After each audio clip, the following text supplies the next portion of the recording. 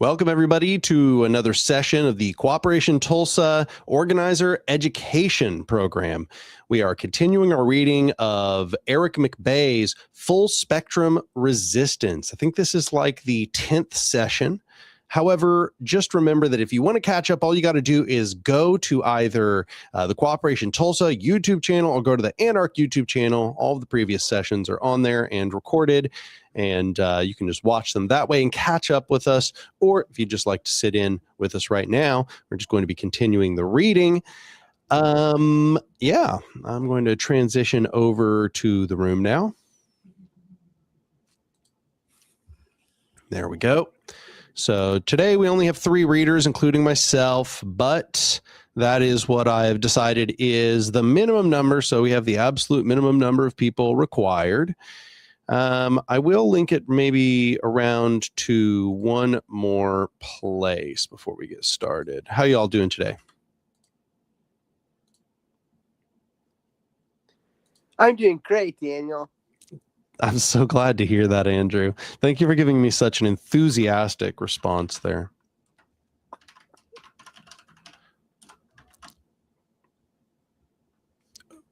Okay, I got to take this out. There we go. Boom.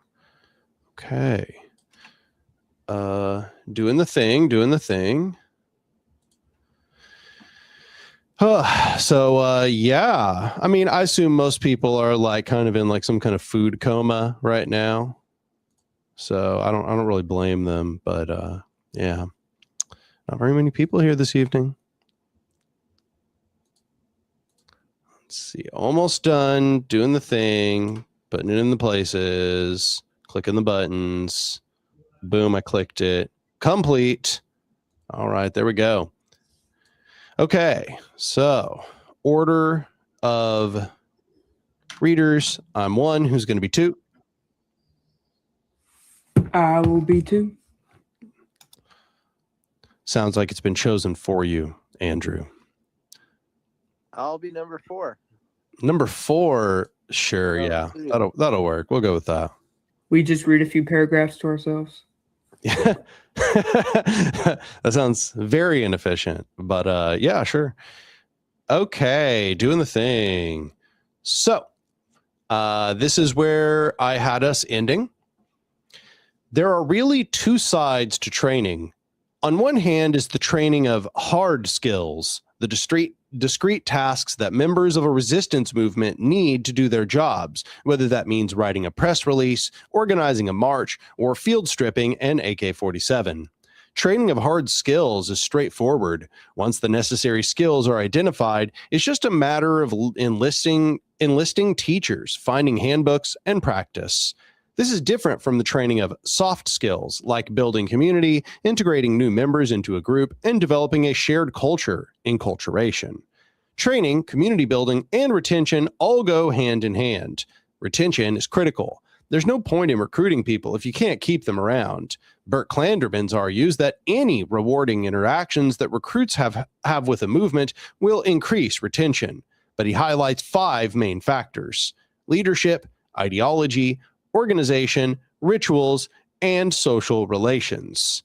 Conversely, people leave movements for a variety of reasons, as Klandermans explains. Quote, disappointment, stressful experiences, burnout, attractive alternatives, changed life stage, or simply lost motivation all may account for resignation, end quote. Effective movements try to understand and manage those factors, as we will discuss. Combining historical research with tips from organizers, here is a set of practical approaches that resistance movements can use to maximize their retention of new members. So first entry here, bolded title, create a welcoming environment and develop good anti-oppression practices. Ed Hedman explains, quote, it is crucial that new people are made to feel welcome. When a stranger comes to a meeting, introduce her or him around and involve the person in regular meeting discussions and post-meeting activities, end quote. Too often, militants, at least those in a culture of defeat, are hostile to people they don't know. Author Amory Starr quotes a colleague who noticed a pattern among anti-globalization combatants she met. Quote, They really have a mean, judgmental look on their faces. It's expressionless, but smirky. And it surprises me because I would think as activists, they'd be wanting to be more friendly to people, end quote. This is part of a disappointingly common phenomenon among militant young men whose aggressive and superior behavior sometimes gets them dubbed, quote, manarchists. For more on this problem, see sidebar. Next bold heading, give newcomers a guide. When a new person wants to join the group, consider pairing them up with a host or mentor. The guide can help them integrate into the group, answer their questions, and encourage them to participate. The guide can also follow up with them after meetings or actions. As with churches, this makes a big difference in retention. After spending time with the new person, the guide will also get a better idea of whether they are a good fit for the organization, what skills and gifts they have, and whether they are suited to having more decision-making power or responsibility. Next. Bold title, Manarchists and Performative Militancy. As Amori Starr explains, aggressive behavior can be a type of performance. She writes, in radical white organizing, once people have gathered to participate in social action, a major activity is securing the radicalism of the group, which consists of identifying and vilifying any reformist or reformist proposal. It also may involve some kind of subtle litmus test of the martyrial, is it martyrial or martyrial? I don't know. Of relating to martyrs. Right. Martyrial, no way, that's it. Martyrial militancy of members. Their willingness to engage in high-risk direct action. Those who do not pass are unofficially disregarded. These tests and the resulting rigid, although unacknowledged or even denied, hierarchy is not missed by those demoted who feel unwanted or excluded. They may not return to future group events, but their loss is considered unimportant by those who prioritize radicalism and/or militants. The performative requirements of sufficiently impressing the radicals may become a preoccupation of remaining members. While ideological and tactical radicalism exists in anti-racist organizing, they are not the standard by which organizations and organizers relate with participants. Instead, friendliness, comfort, safety, generosity, and a reliable personal connection are the necessary elements of good political work.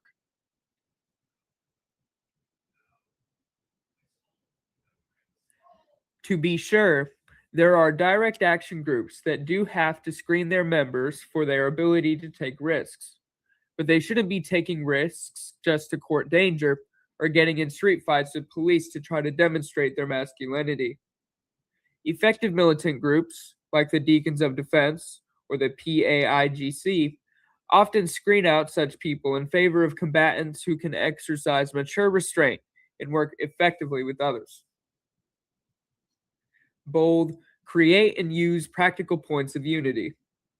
Make sure people understand the purpose of the group and why it is worth joining.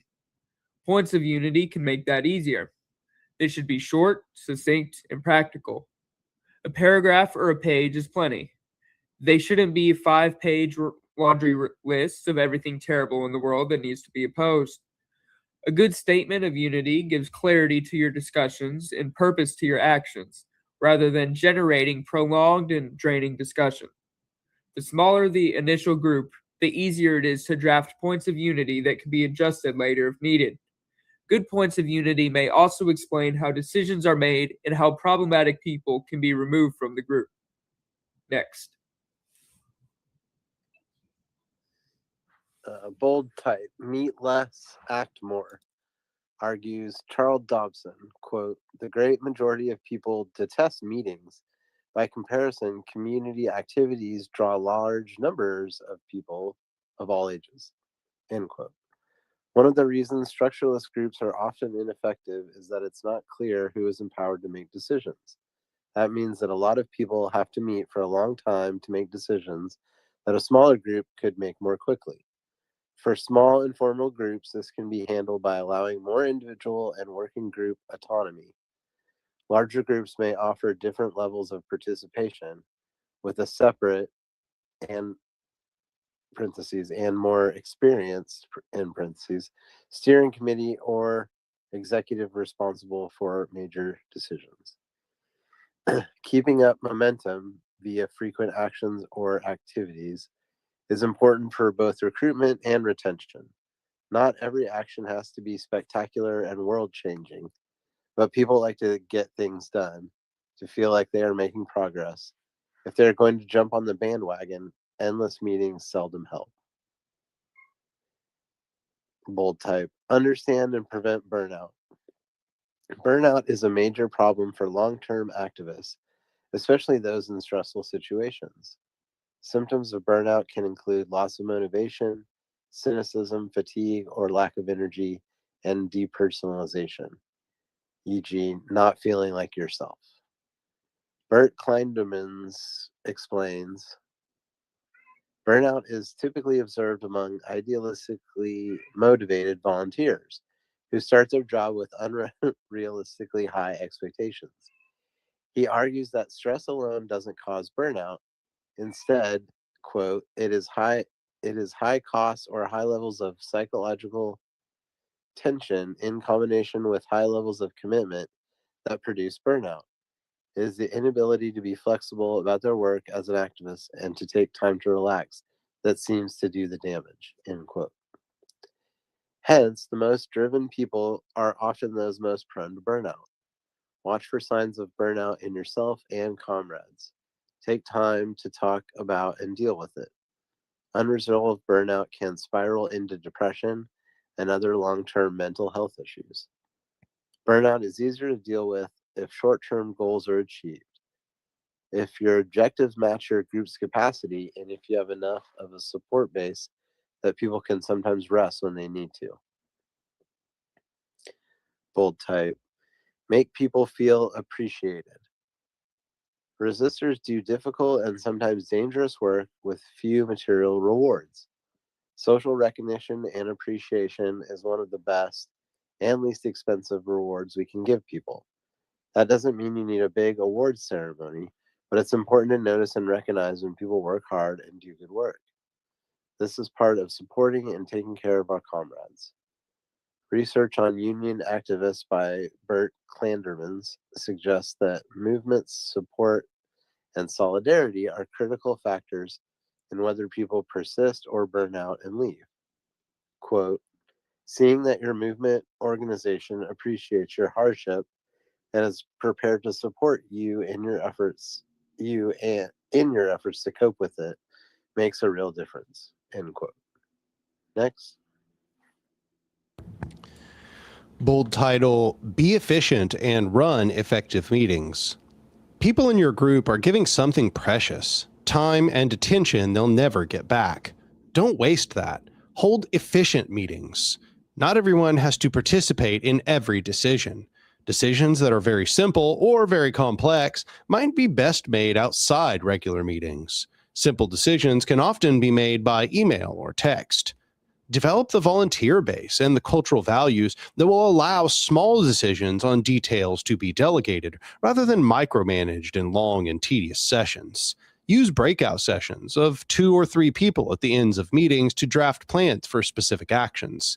Deal with minor tasks before or after meetings. During face-to-face meetings, you can focus on the things that matter, making important or difficult decisions in person, and building trust and group cohesion.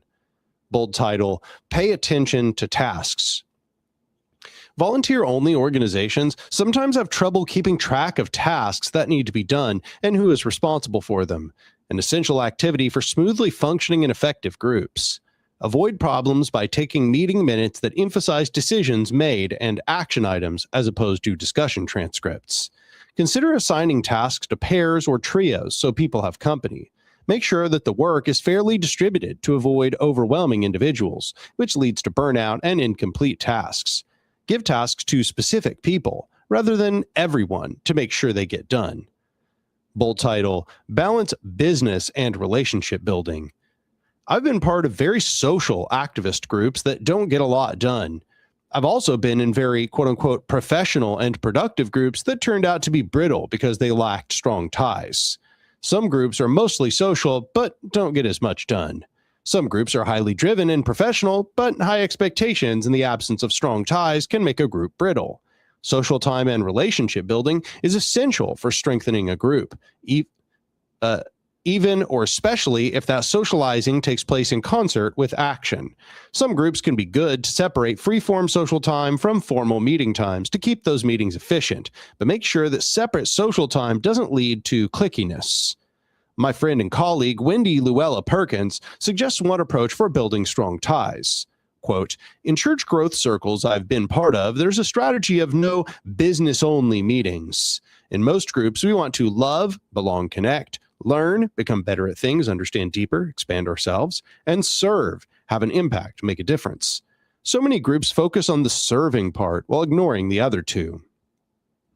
Bold title, give ongoing training and develop leadership skills. Good training builds commitment and trust in a group while enhancing group process and capacity for action. And leadership skills are critical for the long-term success of any movement. In fundamental terms, leadership is the ability to engage and mobilize people for collective action.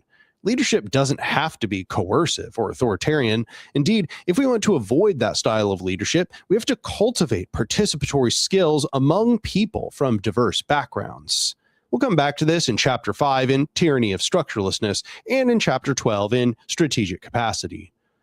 Leadership skills for people in anti-authoritarian movements include the ability to build consensus and take feedback, to communicate, persuade, and motivate. Social skills and conflict resolution, planning and strategic thinking, creativity, confidence, commitment, and self-discipline, as well as self-awareness and self-improvement. This would include an awareness of one's own privilege and the desire to continue to learn and challenge oneself. It's also important to build a broad set of resistance skills and knowledge of different movements, strategies, and tactics. It's particularly important for leadership skills to be developed among cadres and grassroots organizers, and for them to be encouraged for groups who are underrepresented in positions of power. Bold title, help people feel identified with the group. Most people don't like going to a lot of meetings, but they do want to be heard and have input in decision-making to feel invested in a group.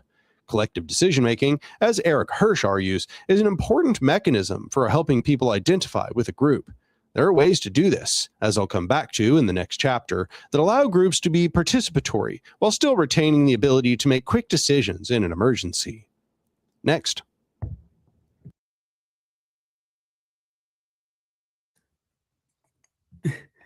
Having a common enemy also helps. Hirsch argues that if a group processes such as consciousness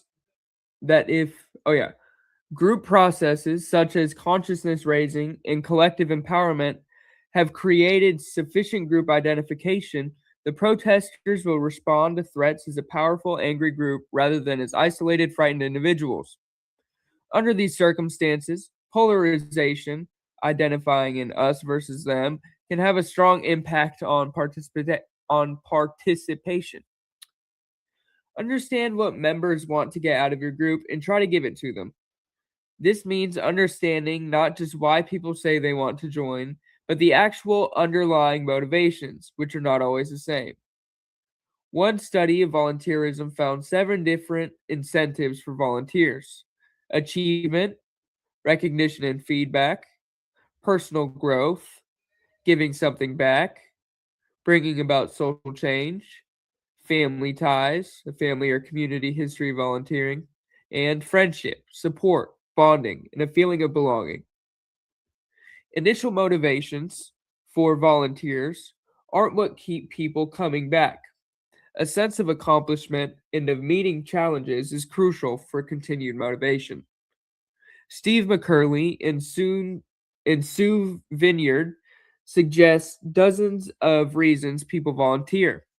Among them, to repay a perceived indebtedness because someone they love benefits or is also involved, to meet people, to have fun, to gain skills, to gain experience, to express their beliefs, to use otherwise unused gifts or skills because of tradition, to explore new findings and ideas, to heal, out of concern because they were assigned to survive tragedy, to test leadership skills,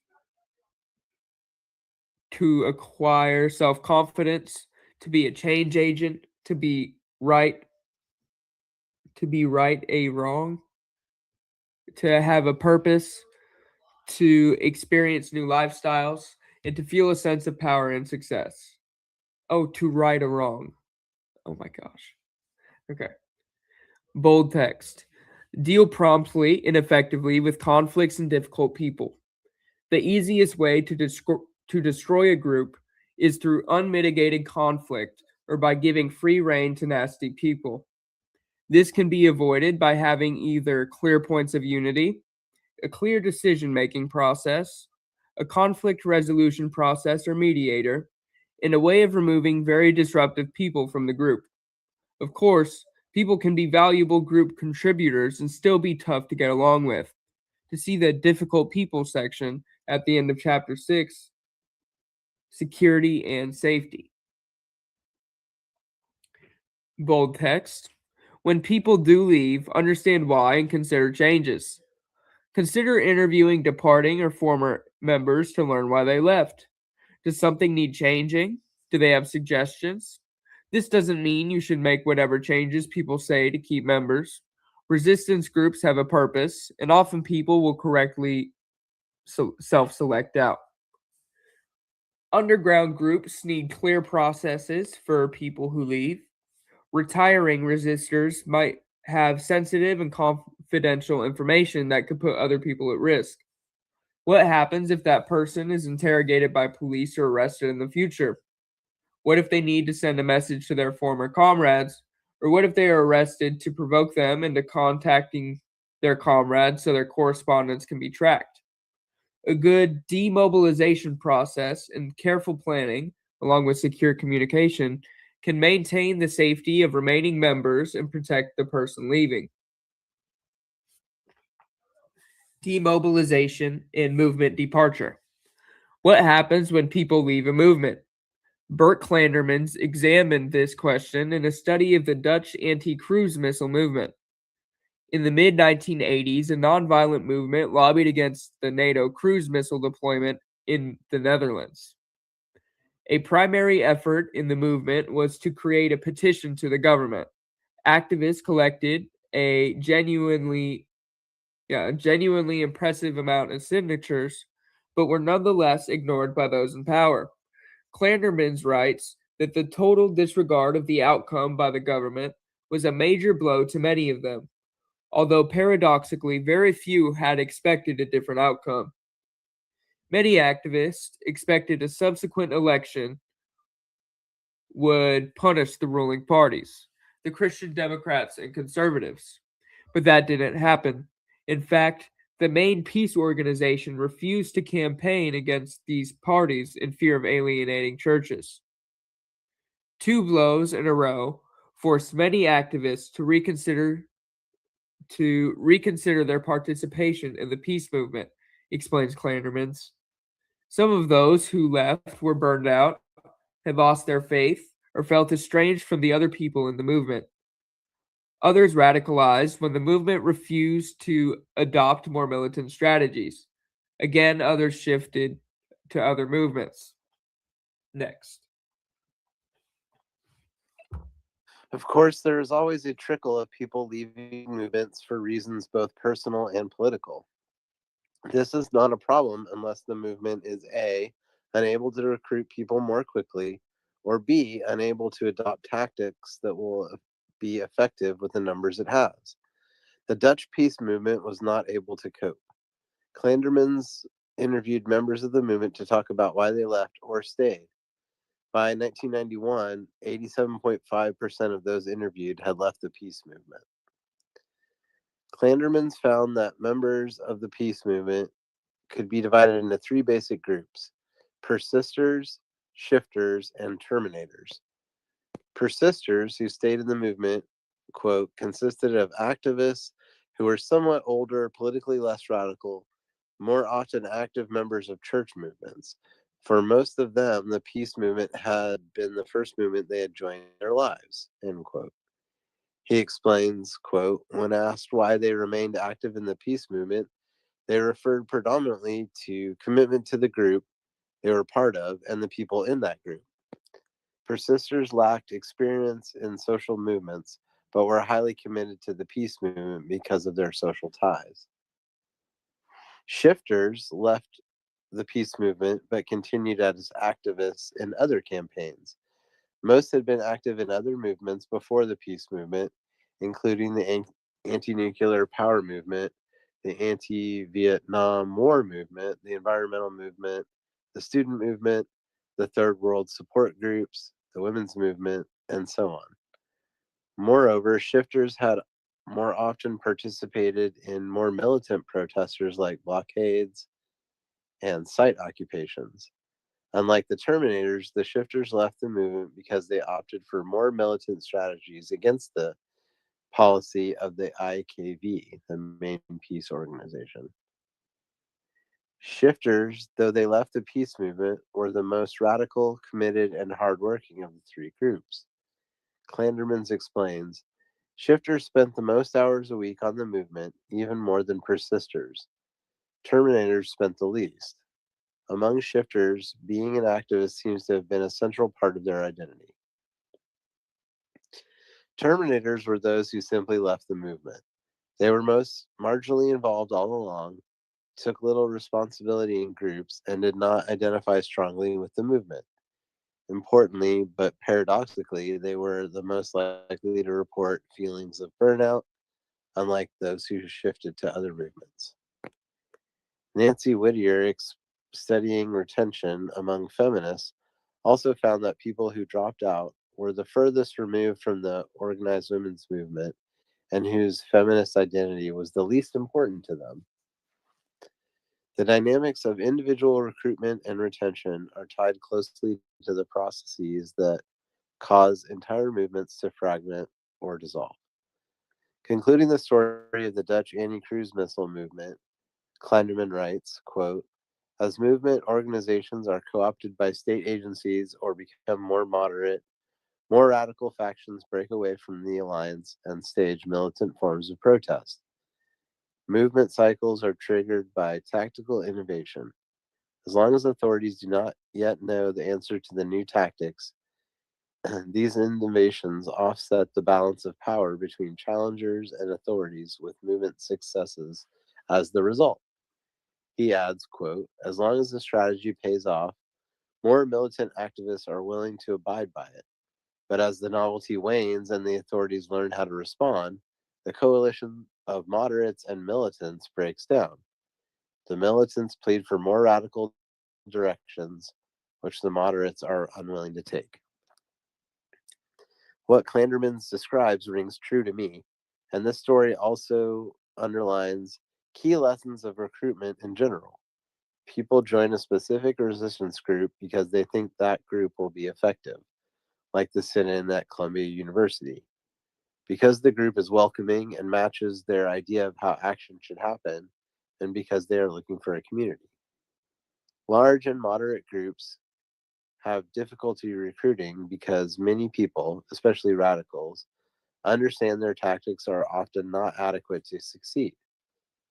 Militant groups, on the other hand, may have difficulty recruiting if they don't have a large culture of resistance to support them. If they prioritize ideological purity, if they disparage short-term victories as reformist, or if they are not welcoming to new people.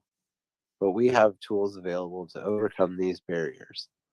All in all, getting people is only the first step. The next step, and the subject of the next chapter, is organizing them. Next. Chapter 5, Groups and Organization. The first quote says, the secret of power is organization, IWW slogan. The second quote says, almost invariably doomed to defeat and eventual massacre, the great insurrections were altogether too disorganized to achieve any lasting result. The patient, silent struggle stubbornly carried on by rural communities over the years would accomplish more than these flashes in the pan. Marc Bloch, French Rural History. Heading says Stonewall. June 27th, 1969. The Stonewall Inn in Greenwich Village, New York City, is a shabby dive bar that waters down the drinks. It's owned by the mafia, but it has become a haven for gay people, one of the few places that will serve them openly. Maybe one day, the 60s, will conjure up images of free love and free sexual expression, but for LGBTQ people, that's still a distant dream. In 1969, queer people routinely lose their jobs. The medical establishment deems homosexual attraction, quote unquote, a mental illness. Thousands of people are institutionalized and undergo, quote unquote, treatments that can only be described as mutilation and torture.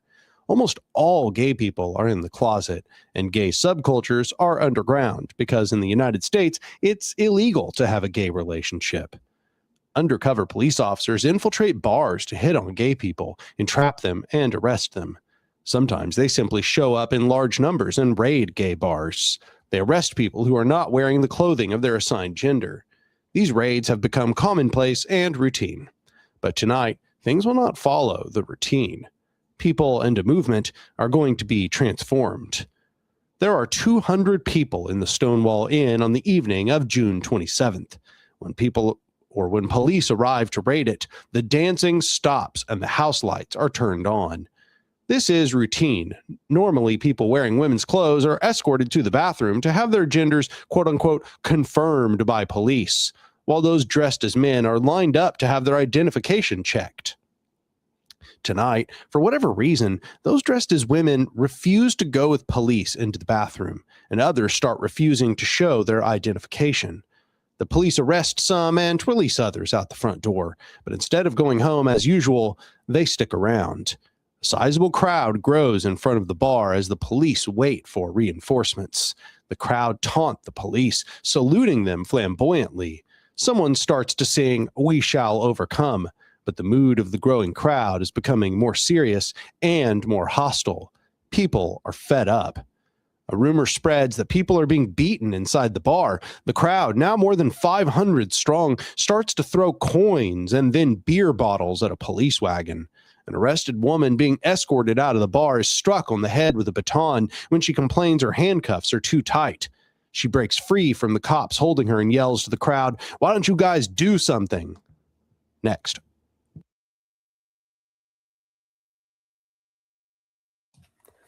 Her cry triggers an eruption. The crowd attacks the police vehicles, freeing a few who have already been arrested. Some police flee, others barricade themselves inside the stone wall with their remaining captives. The crowd smashes the windows. They pull a parking meter out of the ground to use as a battering ram. They shout slogans like "Gay Power." Street youths, transgender people, people of color, and drag queens are the first to fight back against the police.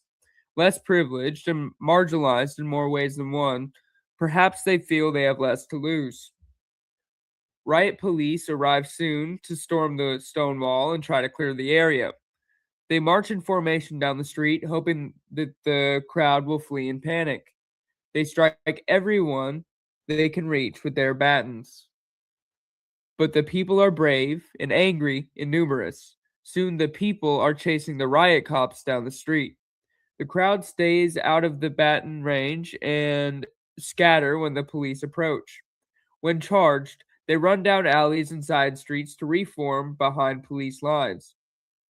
The police march back and forth, but the people are too mobile to be directly engaged and defeated.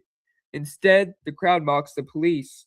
A group of drag queens forms an impromptu can-can line and sings tauntingly. The raid and uprising causes extensive damage to the Stonewall Inn and surrounding area, much of it done by the police. By early morning, things quiet down, but in the nights that follow, even more people show up, soon numbering in the thousands. Changes in the movement are immediate.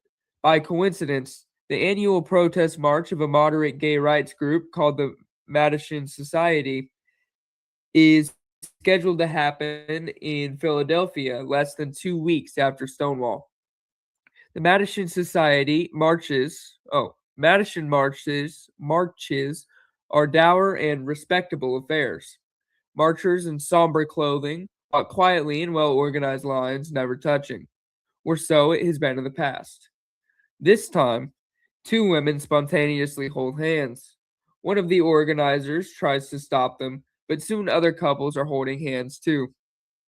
The Overton window also applies to hand holding. These public displays of affection win more press attention than the march has ever received before. Not only does Stonewall change the movement, it spawns new movements. A gay liberation front is formed, naming itself after the national liberation fronts of anti colonial struggles raging around the world. They adopt new and more militant tactics and rhetoric. In the first 2 years after Stonewall, thousands of gay pride groups form all over the world. To recruit and reach out, they organize their own channels of communication. Even the Village Voice won't print the word gay in announcements for new groups, so many groups create their own gay newspapers that are read by tens of thousands. LGBTQ plus activists shift away from defensive tactics of respectable conformity. Instead, they go on the defense. Oh, yeah. They go on the defense and they take They the go on the initiative. offense, it says. Instead, they go on the offense, they take the initiative. They invent a new tactic called a zap, in which they surprise politicians and public figures at events, heckle them, and force them to state their position on gay rights. Because of the rise of militant and confrontational tactics like zapping, real progress is made in public institutions, including the removal of homosexuality from the official catalog of psychiatric disorders, the DSM, by 1973. On the first anniversary of Stonewall, the inaugural Gay Pride March takes place in New York City. Soon, there are pride marches globally too. Huge progress is made by combining action with organization. Next. Bold title: Institutionalizing the Riot. The Stonewall Uprising was not the first time the LGBTQ plus community had rioted in response to police abuses and violence. A decade earlier, in 1959, something similar happened at Cooper's Donuts in Los Angeles. Located between two gay bars, Cooper's Donuts was often raided by the police. But on that occasion in 1959, the patrons of the all-night establishment fought back with a barrage of donuts and coffee cups, driving the police out of the donut shop and starting a riot.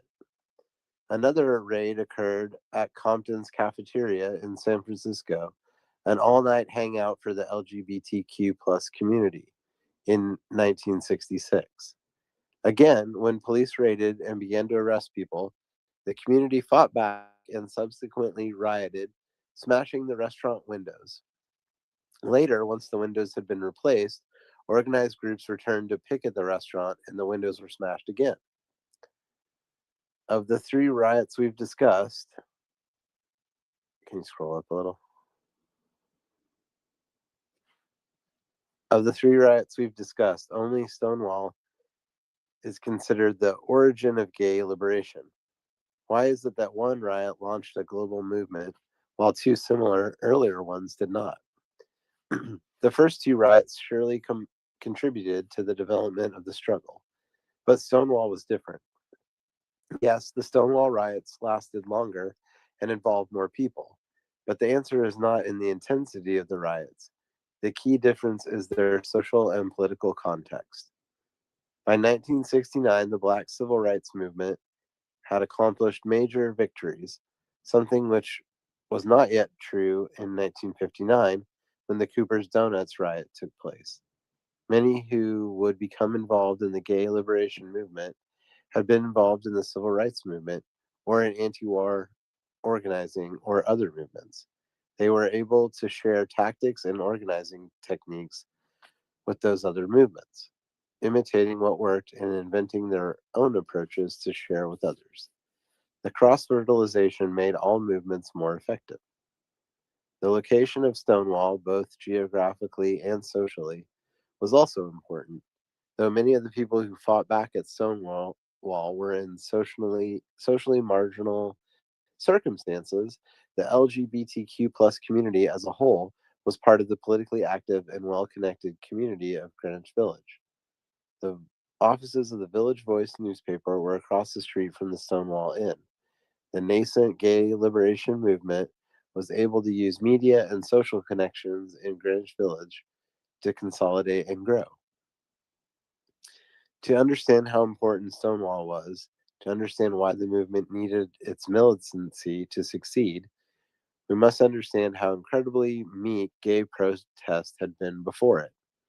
Until the time of Stonewall, the established gay advocacy groups, like the Mattachine Society and the Daughters of Bilitis, were mostly focused on personal change. Their main objective was to make gays and lesbians seem respectable to the dominant culture so that they could be assimilated into it. The events at Stonewall were a rejection of conformity. We're here, we're queer, get used to it. The rebellious and assertive spirit of the Stonewall Uprising was a necessary step for moving beyond the goal of defensive conformity. It was necessary for activists to go on the offensive and gain ground through tactical innovations like zaps. Next. Militancy is essential for a successful resistance. But to make gains, the victories won by militancy must be incorporated into enduring organizations and daily life. This is again the idea of the ratchet. Smaller militant organizations push progress forward. Larger, more moderate ones hold and consolidate gains. It's unfortunate that some resistors do not grasp that.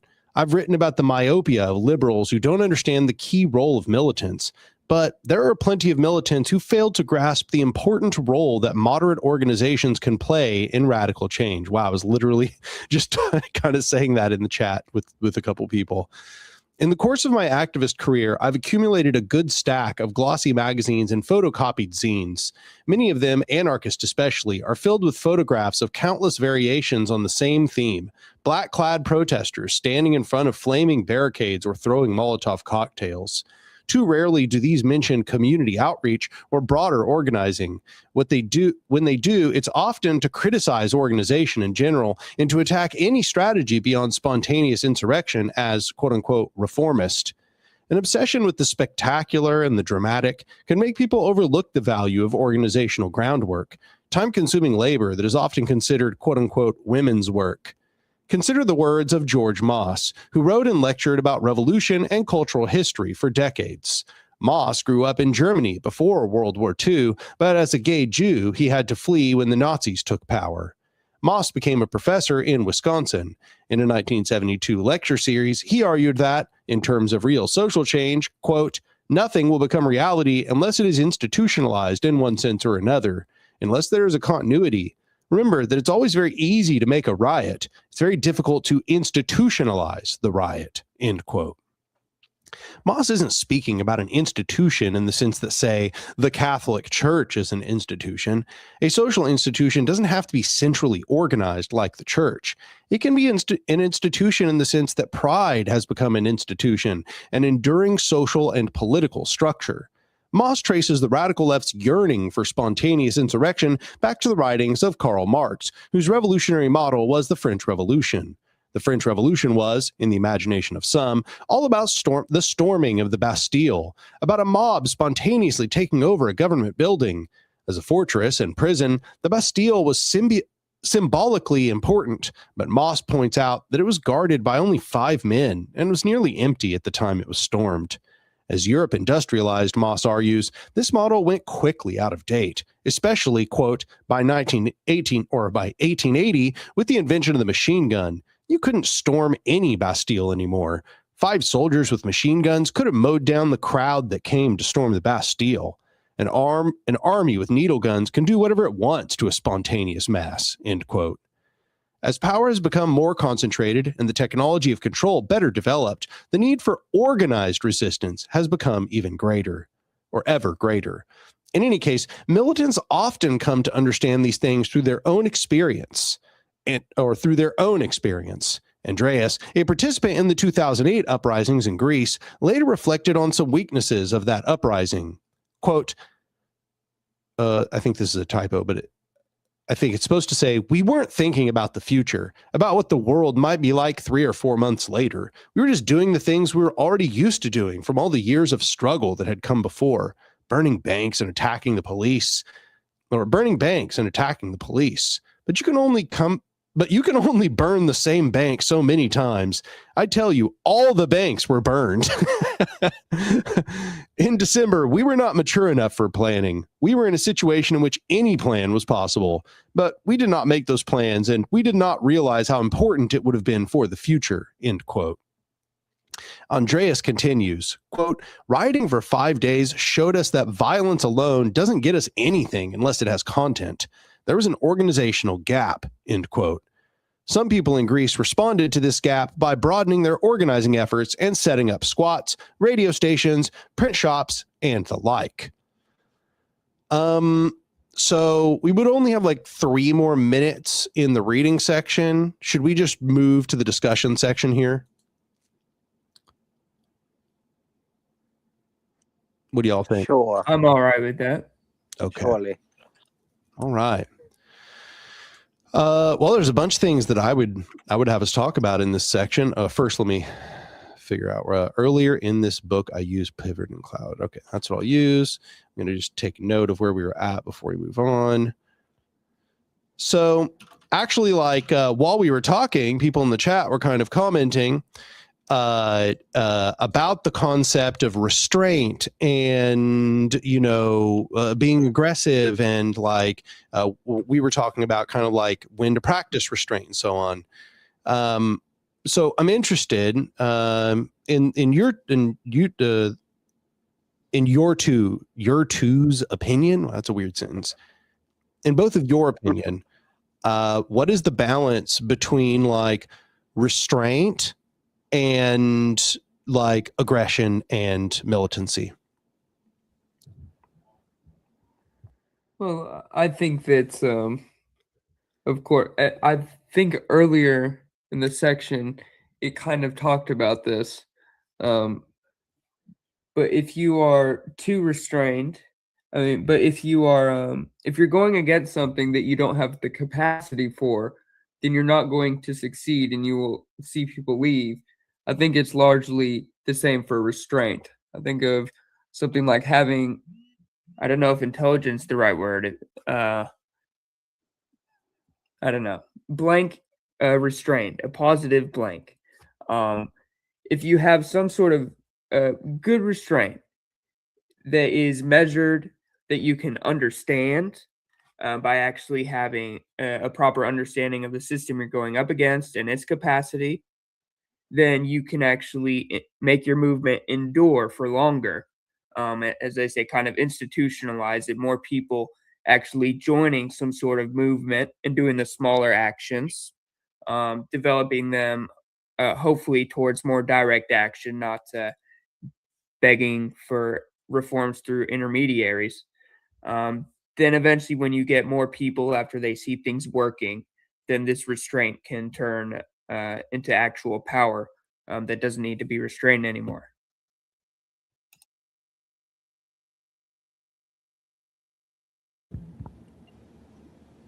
What about you, Andrew? You got any thoughts? Yeah, trying to collect them, I guess, but yeah, it's interesting the way they were breaking down like the 3 types of people that,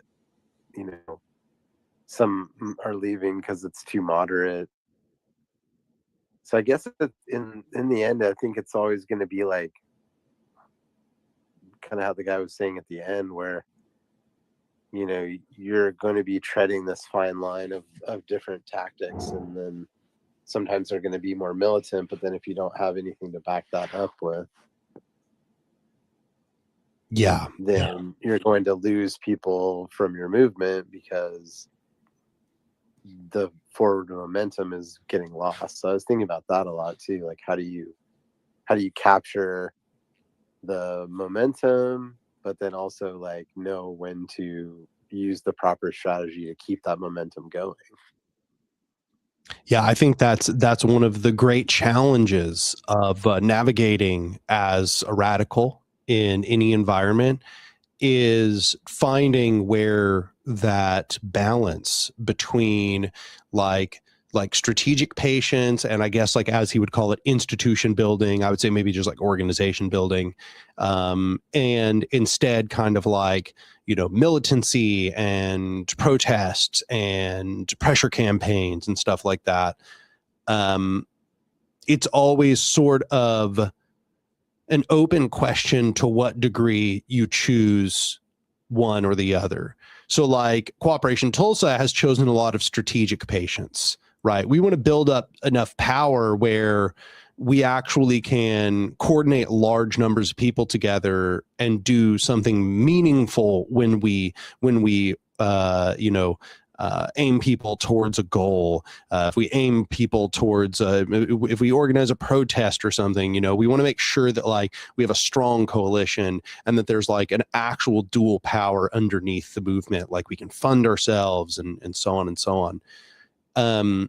So I think like, you know, one of the great mistakes of the movement for the last few decades is that we have confused militancy or just like going all out on like, riots and like spicy protests and clashing with the police. We've confused that as being like what gets you progress.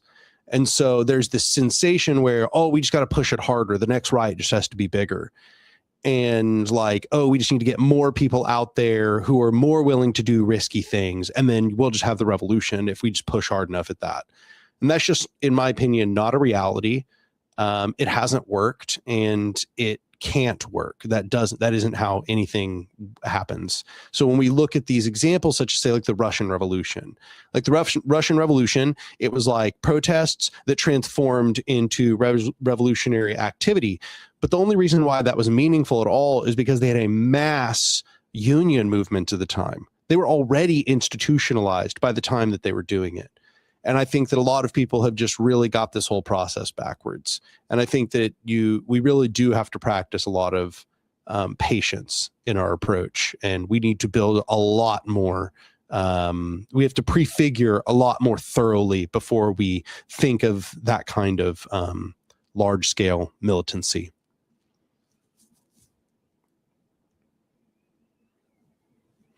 Like one thing that I say in a modern anarchism is I say, and I kind of said it in chat earlier, is just like that you should only escalate to the degree that you can actually handle the backlash. If you escalate to a degree where the backlash just utterly destroys your coalition, then you made the wrong decision. You know, like that wasn't actually a good idea. That just fucked you and everybody else. But by contrast, I think, as one of you were saying, like if you do nothing and there's no militancy and there's no pressure whatsoever, a lot of people, it'll give them the sensation that nothing's happening, right? That you're not making a difference, that you're not a real fighting organization. So yeah, no, I consider it an open question, and that we always have to be judging where we're at with all of that. My opinion is that, you know, organizations, political organizations don't make social movements. Social movements happen because there is large scale displeasure, right? Like, you know, Black Lives Matter 1 and 2. Yes, there was like organizations involved that pushed it, but no organization could make all of those waves of protests happen. It was because large groups of people already were pissed about the subjects, and it was easy to get them out and motivated. And then the role of the political organizations to be present within the social movement as it acts. And I think that's my personal way of looking at it, is it's like the social movement's going to happen on its own. You just need to be ready to seize the moment when it rises up.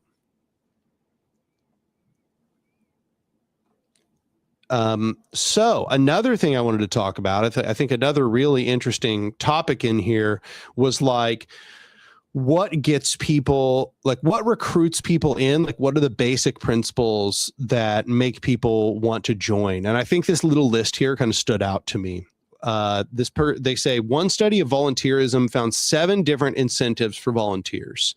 And the list is achievement, recognition and feedback, personal growth, giving something back, bringing about social change, family ties, a family or community history of volunteering, and friendship, support, bonding, and a feeling of belonging. So I imagine that all of us are like numerous ones on this list, right? Probably very few of us are just like one on the list. What about you two? Which of these do you feel like you kind of like identify with as being your motivating factors? Well, I have been thinking about this. The first one is, personal growth, being able to, be a better organizer, understand how things are going to work so I can take it to wherever I go. And about obviously bringing about social change. I think that's like the main point of the organization. And I suppose it could be family ties. Like I volunteered a lot when I was young, but nothing like this.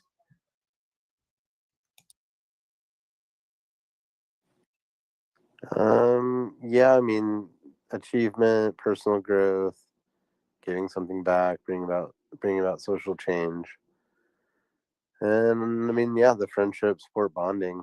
I feel like I personally interact with a lot of people that are like either non-political or they're, conservative or liberal or something. And so like finding people that you can like have open conversations with that are still leftists, like, is really just amazingly freeing sometimes, like to be out at the land and just be, having those conversations sometimes, and just knowing that I'm just not all of a sudden going to hear some like crazy conservative opinion out of nowhere. But yeah, I feel like a lot of those were speaking to me for sure. Yeah.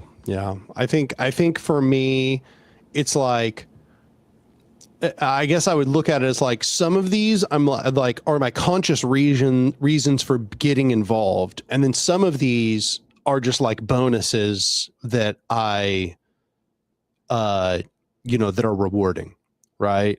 So like my reason for doing it, what it really all boils down to is bringing about social change, right? Like that's the one that's the spearhead of the reason why I'm involved. And then obviously achievement, because I enjoy the sensation of achieving the goals, right? Like that's obviously very satisfying, and it's something that motivates me.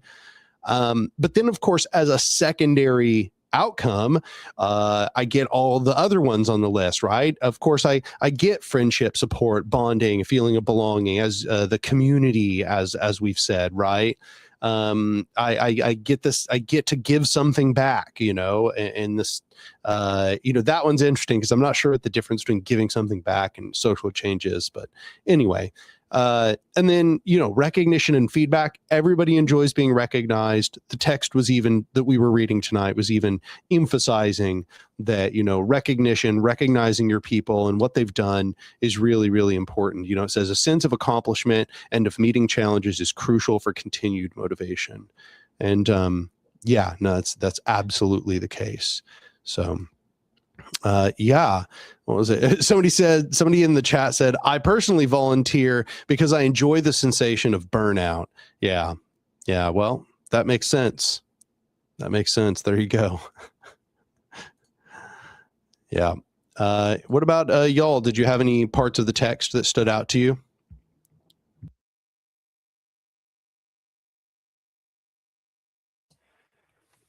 Not necessarily in response to that, but kind of going back to the first topic.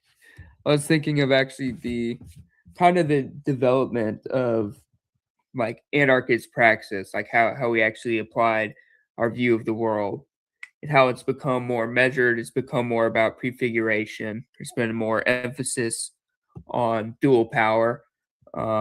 That's more recent. There were things, of course, like evolution, right? The idea of evolution when you're prefiguring yourself through your actions, and also revolution, fighting against. But this was seen more through people actually doing spontaneous things, both in positive ways, but also in ways that actually led directly to state repression. Like there was an undercover police officer in the early days. I forgot actually which country it was in, but there was an anarchist organization that was infiltrated early on and suggested a lot of violent acts, and the state repressed them. I think it's very important that we actually prefigure, because this allows for more people, first of all, to be able to go into a movement. It allows for more protection for anybody that is part of that movement. And it allows for more possibilities of underground work and militancy. Because as I said, they have more protection. It's much easier to do that. I think that the prevailing thought at the time, when it was more insurrectionary, was that it was inevitable. And of course, they had less militaristic states. They were militarized, but not nearly to our degree.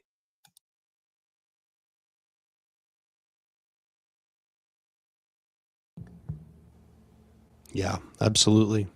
I want to also talk about some of this stuff back here. It was just laying out, these things which are necessary to have good, to retain members. And one of them that really speaks to me, and this one has been one of the most important, honestly, in my experience. Oh my God, the cat just knocked down my light. Stop it. Stop doing that. Come here.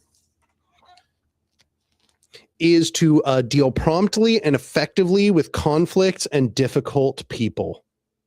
So like on the Anark Discord server, there was like years where when somebody was just like very difficult to get along with and was constantly starting arguments with people, like the server culture was to be like, oh, maybe they're right. Maybe, like we should like hear them out. And like everybody would come to their defense.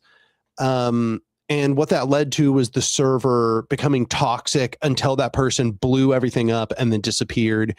And that happened over and over and over for years in a row.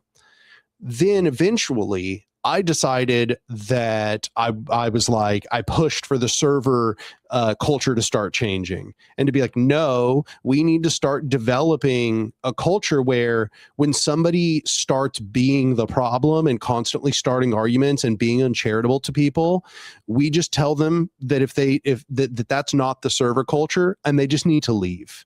Like we would just tell them, hey, don't be disrespectful to other people, even if you disagree with them, even if you think they said something offensive or whatever it is.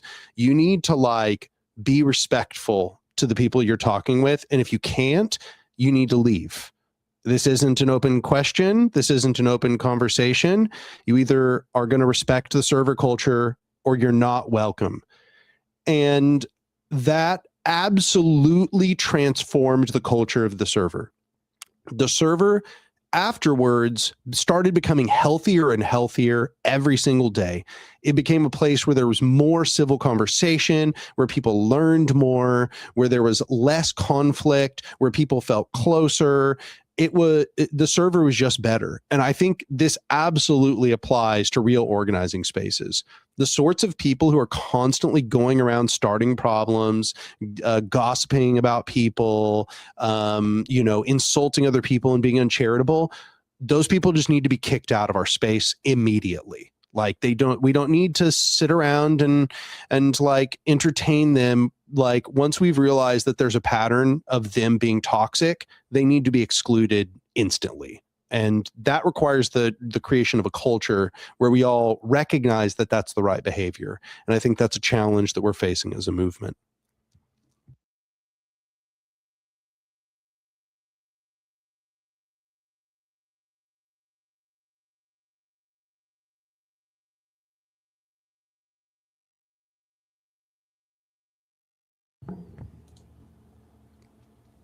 So what about y'all? Do you have any thoughts on that or any other parts you wanted to talk about? Well, I was going to say I've had similar things in the past. I I truly believe that one of the main problems in a past organization was simply not having any sort of restorative process or mediation early on. And this led to a lot of resentment and then a lot of people leaving all at once after one big blow up between two people. Absolutely. No, I mean, it's like impossible to exaggerate how damaging it is when people enter spaces or when people create big blow up arguments in spaces.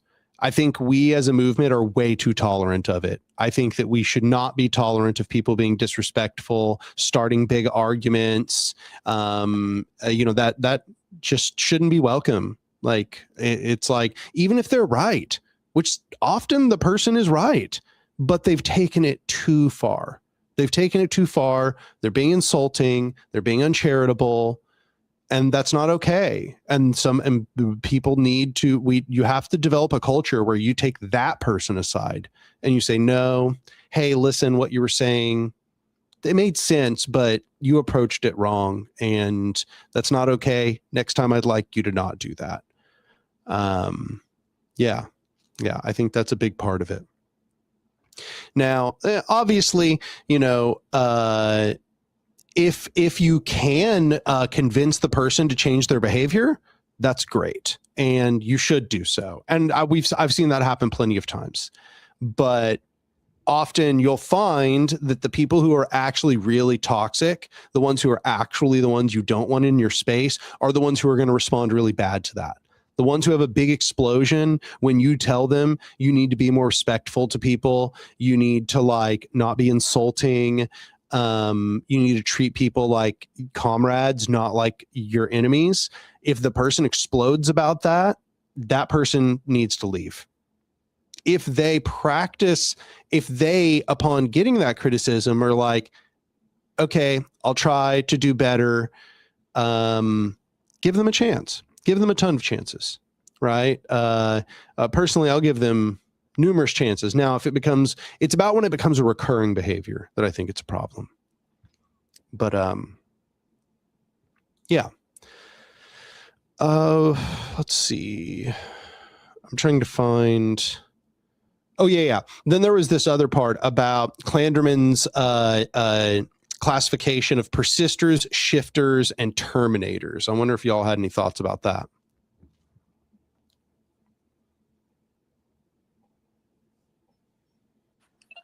Yeah, I kind of touched on that earlier. Just finding that thin line between, keeping these people in it or, giving them enough to where they feel like they're still going to be involved in the movement without,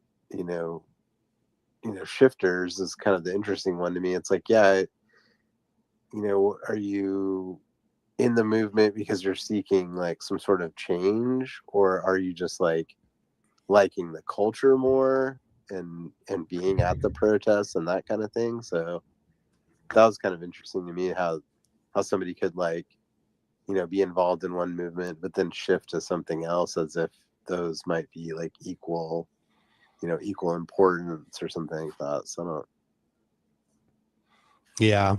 Yeah, absolutely. It's weird because it notes that they're often more radical, right? So they're often involved with with more militant stuff. And, I kind of struggle with how to categorize it or how to think of it. It's possible that the reason they're moving is just because so often people aren't living up to the militancy they'd like to see happen, and they're just going to go to the place where it is happening. But I think there may also be some sense where some of those people are kind of thrill seeking, right? Where it's kind of like they're in a new organization. There seems to be all this potential, but then when it doesn't satisfy that desire for more militant action, they just dip out and they kind of rinse and repeat that process until they've gone through all the organizations in town. And I won't say that those people aren't useful in the movement, but I definitely have seen that before. And often they are useful in the movement, but sometimes they're also I don't know, I guess I would say kind of thrill seeking.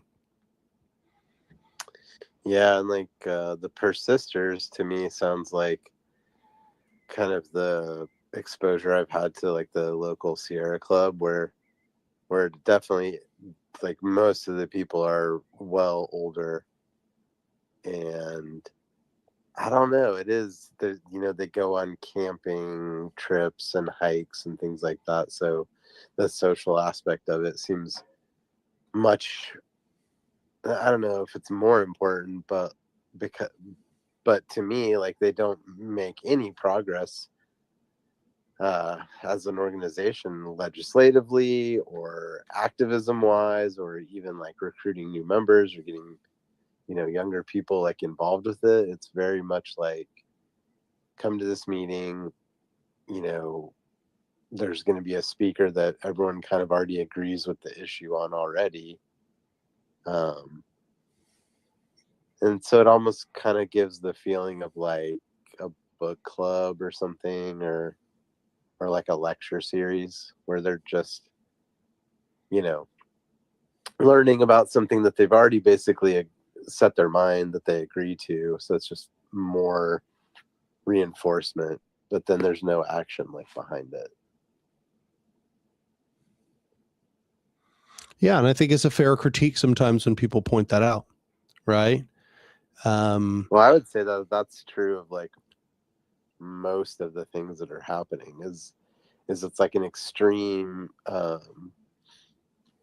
focus on like education, or kind of getting everybody together in this kind of feel good space, and you get a lot of nodding heads and you know, beards being stroked and things like that, but then like afterward you're not asking them to do anything else. So Absolutely. Yeah, I think there's also just kind of like the general problem of you know, activism as being only really about like consciousness raising. And I think that like consciousness raising is important. It's part of the process. But like a lot of people get really caught up in the consciousness raising part where it's like, well, just if everybody knew all the facts, then surely they would just do things. And it's like, you know, what happens when you spend like decades only doing consciousness raising, like you say, just getting circles of people who agree together and then just like doing, you know, being very vocal in the community about your views, like that kind of just can be like a dead end, you know? yeah, like that to me is the part where it's like there has to be some more action behind it. It can't just be another meeting with, you know, a nice spread and some wine and stuff like that, and everyone's just, you know, what, and then you talk to these people, you know, oh, you know, what about this project, what about that project, and then they shoot you down, or they say things like, you know, that this personal sacrifice is too much for them, you know. Absolutely. And I don't know, I feel like there just like, and a lot of times there just needs to be like a different type of culture that we're even like trying to promote, you know, like, are we just going to let people continue in the same, you know, practices that they do daily that are unconscious, you know, or is there going to be something else behind it? I think there's also one of the things is that I think that's kind of like a process we don't really even have control over, right? So like, you know, let's say we get like 20 people together in a room and it's all about consciousness raising. We're like, oh yeah, this is really the problem. And then we go, okay, now everybody needs to get out there and do something. Well, it's like, there's some sense in which it doesn't matter how much we say that everybody needs to get out there and do something. Like if people don't have the organic like motivation from their conditions to do so, no amount of telling them get out there and fight is going to get them to do it. I think there is some sense in which it's like things kind of have to get bad and then people are just going to act because they are desperate or angry, right? Or resentful or whatever. And then what we would hope is that we've been building coalitions long enough where we're in a position to help organize people together in the social movement when those energies sort of boil over into mass action.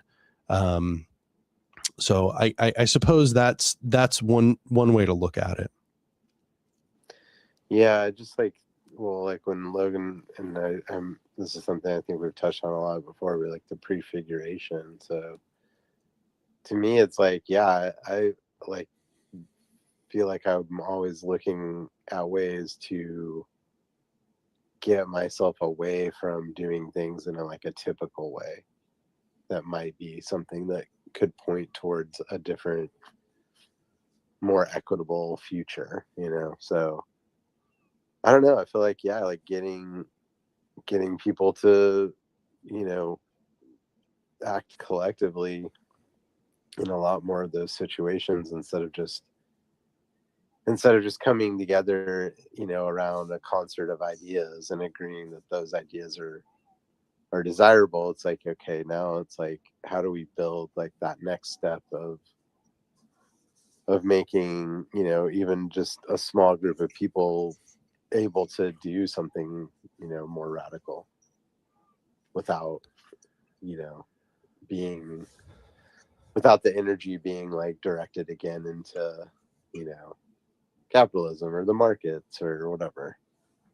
I think that's the real challenge. That is like the challenge of the revolutionaries answering that question. I think that historically it was the Union, and I think that's what made the Union almost like magically effective at what it did, right? Was that the Union was something that was created within people's circumstances, and which its structure was itself kind of the embodiment of a broader revolutionary project, where it was like, take this, iterate it 1,000 times, you're way closer to revolution.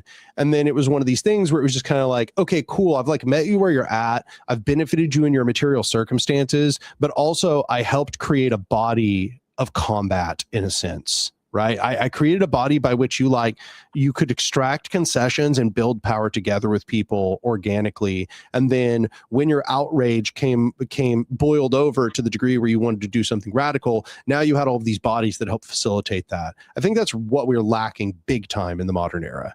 Instead, what we do is we just put together protests, but we don't create the long-term enduring power structures within people's conditions wherein they are like empowered in fact, so that when those tensions boil over, they have like a fighting body to actually confront their circumstances.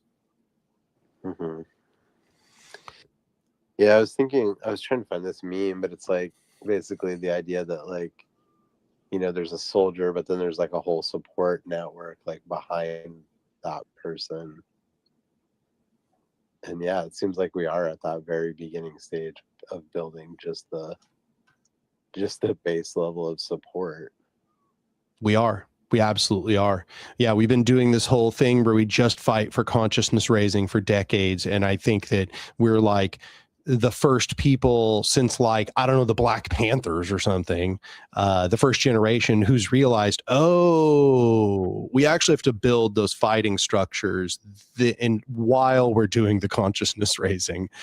So yeah, and it's a challenge, but we only have like 1 minute left.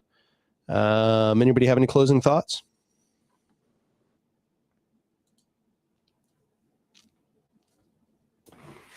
I really did like this this section in particular. It goes over just a lot of things that are very common within movement building, different conceptions, histories, and examples, and of course, just how to deal with common issues that arise.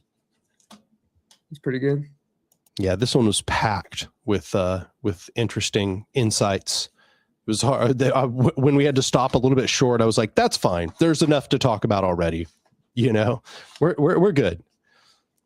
Murray is like over here trying to distract me. He's just like tearing things up in front of me. He's being such a goblin right now. Okay, well, that was a good one, y'all. And we actually got like 20 viewers this time, which is pretty sweet. But I think that is it for the live stream this evening. I appreciate everybody's participation in the chat. I appreciate everybody, the two of you who came to read. We got it done. There's only 3 of us. We got it done. So, yeah, it was a good one tonight. And I appreciate everybody coming. And I'll talk to you soon. Good night. See you, Daniel. See you, Nutty. See ya. Good night.